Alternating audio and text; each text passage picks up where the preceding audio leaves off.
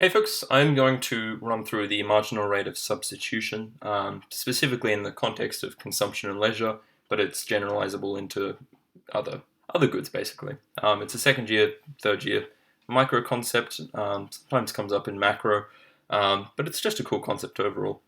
Okay, so what actually is it? What are we trying to capture with the idea of the marginal rate of substitution, which is denoted typically as MRS up on the top?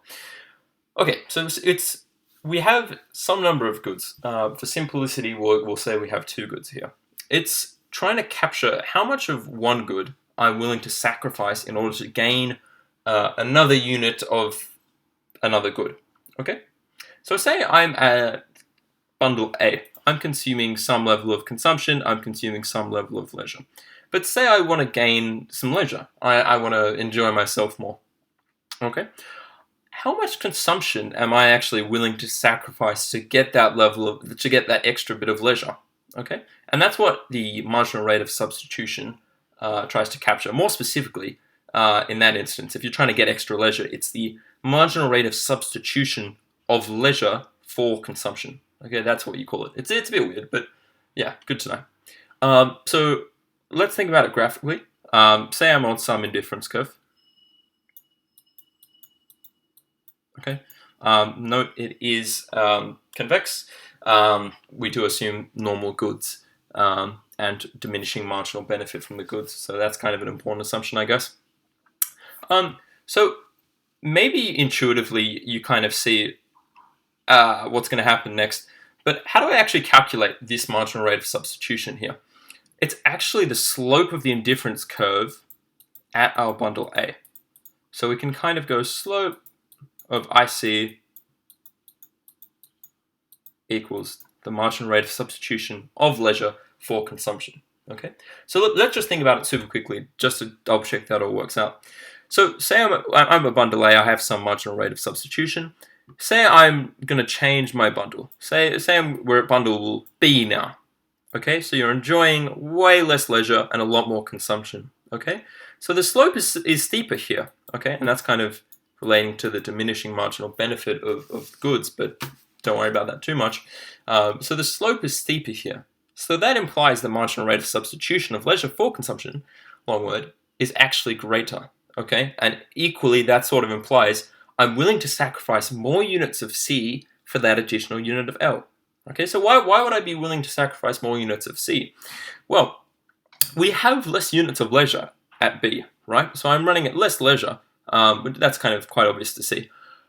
So I have less units, and thanks to the diminishing marginal benefit assumption, those first couple of units are actually more valuable to someone. It's kind of like someone's in a desert, right? The first bottle of water is like mind-blowing, amazing. The second one is good, and the third one is like average, and the benefit from those goods declines. So I don't have much leisure at all. So those early values of leisure, these early units, matter a lot to me, and I really want them. So I'm kind of willing to sacrifice more consumption, which I have a lot of, mind you. I'm getting less benefit from these units of consumption way up here. So I'm willing to, in turn, sacrifice a lot more consumption to get that extra bit of leisure at B than I am at A. Okay, so that's kind of a cool bit of intuition, which I think helps explain it. You can, so now, or equally, kind of this is just sort of the alternative math side of things. So the slope of the indifference curve here is essentially just, we can just say dc dl.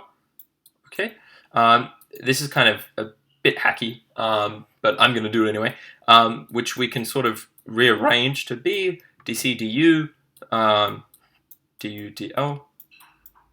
So this is kind of just trying to put it in terms of marginal utility, and we can sort of realize this is the marginal utility of leisure. So just this right-hand side here times dc du, which we can kind of rearrange again to be the marginal utility of L over the marginal utility of consumption. Okay, so we'll think about that nice and quickly, and then I'll finish it up. So at this bundle B, right, my marginal utility of L is extremely high, okay, because I'm consuming very little L, so that the marginal utility of an extra unit is huge. So the numerator is larger, and equivalently, I'm consuming a lot of C. So my marginal utility of C is less. Okay. So you can see that's kind of, that intuition still follows even in the sort of algebraic mathy side of things. Yeah, that's kind of it. So just the key assumption, remember, is sort of diminishing marginal benefit here. And it's also good to remember this is the marginal rate of substitution leaves the consumer indifferent. Okay, so they're no better off than they were before. They're still on this indifference curve. Okay, so we're getting the slope of the indifference curve at this point. And also make sure you know the marginal excuse me, the marginal rate of substitution does change across this curve. Okay, obviously your marginal utility of L, marginal utility of C changes along the curve as you change what bundle you're at. Okay, so I hope that's helped.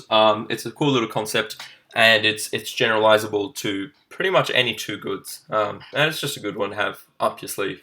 Okay, that's it from me. Thank you.